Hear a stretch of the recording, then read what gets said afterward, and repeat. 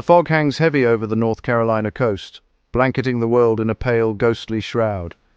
The air is thick with salt and secrets, and the only sound is the distant crash of waves against the sand. It's a landscape shrouded in mystery, where the line between land and sea blurs and the past feels close enough to touch. In 1590, John White returns after 3 long years, desperate to see his family and the colony he left behind. His heart pounds with hope and dread as the shoreline emerges from the mist. But as his men row ashore, an unnatural silence greets them. No voices, no smoke, no signs of life. The beach is eerily still, as if time itself has stopped. The settlement is deserted, as if the colonists vanished into thin air. Not a single soul remains to tell their story. Over 100 men, women and children, gone without a trace. Their belongings are scattered, left behind in a hurry, as if interrupted mid-step. No bodies, no struggle, just an empty village, and a single word carved into wood: CROATOAN. It's the only clue, a cryptic message left behind.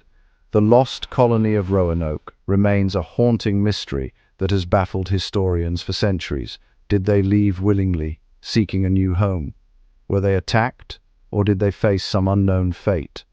Or did something stranger happen on this lonely shore, something that defies explanation even today? The questions linger, thick as the fog itself, refusing to lift after all these years. This is more than a ghost story. It's a chilling reminder of how easily people can disappear, leaving only whispers and riddles behind. We're traveling back to the edge of the known world, searching for answers lost to time, piecing together fragments of a vanished past. The story begins here on the silent shore, where history and legend are forever entwined. Our story begins not with a vanishing act, but with a bold vision and relentless ambition. It is a tale of hope, daring, and the desire to carve out a new destiny across the ocean. In the late 1500s, England, under the formidable rule of Queen Elizabeth I, was determined to challenge Spain's dominance in the New World.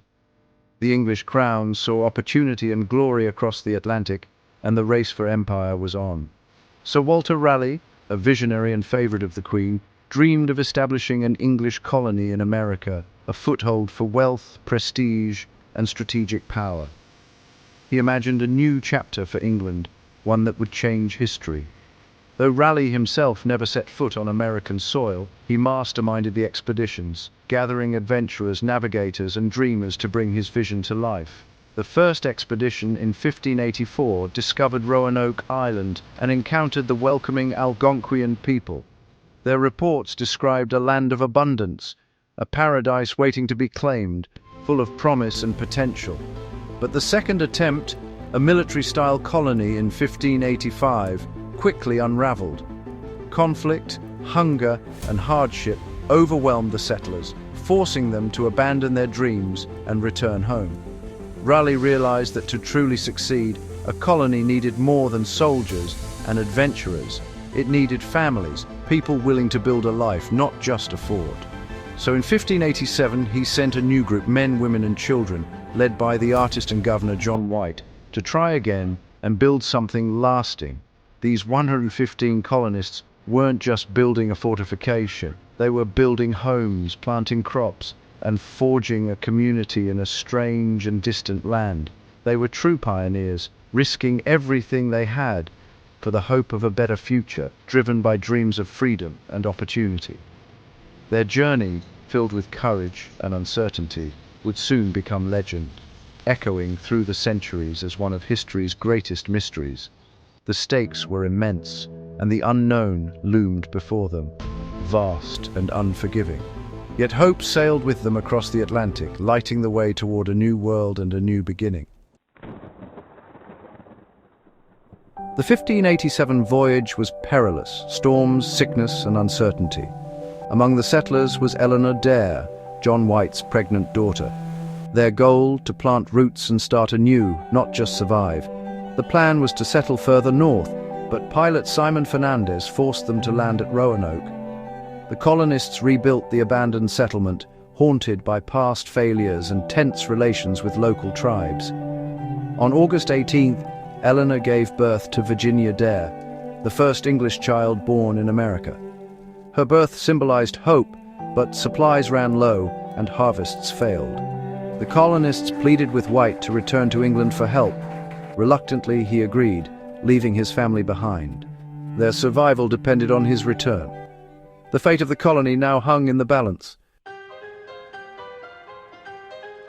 John White's departure was heart-wrenching. He left his family and the colony's fate in the balance. War with Spain consumed England, making relief missions nearly impossible.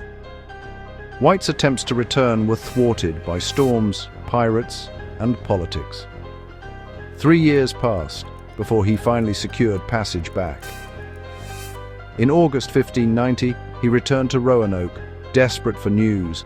As the ship's trumpeters played, only silence answered from the shore. The colony had vanished. White's landing party found only desolation. The settlement was overgrown, houses dismantled, and boats missing. No signs of violence, no bodies, just an eerie, deliberate emptiness. Heavy items like cannons were left behind, but all personal belongings were gone. The palisade stood intact, suggesting no sudden attack. The colonists seemed to have left in an orderly fashion. But why dismantle their homes? Where did they go? The silence was overwhelming, a community erased. White searched for clues, but found only questions. The only message left behind was carved into wood. The mystery deepened with every step. The lost colony had truly disappeared. Before leaving, White and the colonists agreed on a code. If they had to abandon the settlement, they would carve their destination into a visible place. And if they were in danger or distress, they would add a cross to the carving as a warning. When White finally returned, he found just one word carved into the palisade: CROATOAN.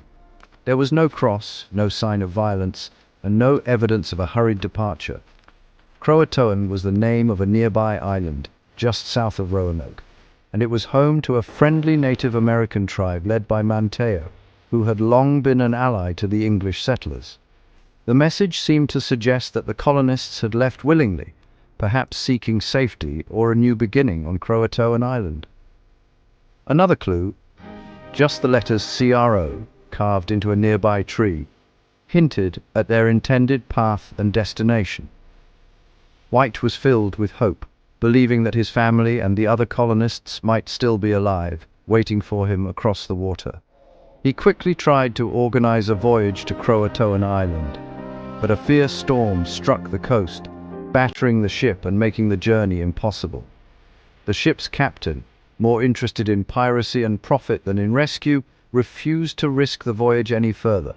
Heartbroken and out of options, White was forced to return to England, never to see his family, friends, or the lost colony again. All that remained were a single word, an empty settlement, and a mystery that would haunt generations to come. The fate of the lost colony was sealed by the relentless forces of weather, by circumstance, and by the slow passage of time. The search for answers ended before it truly began, leaving only questions behind.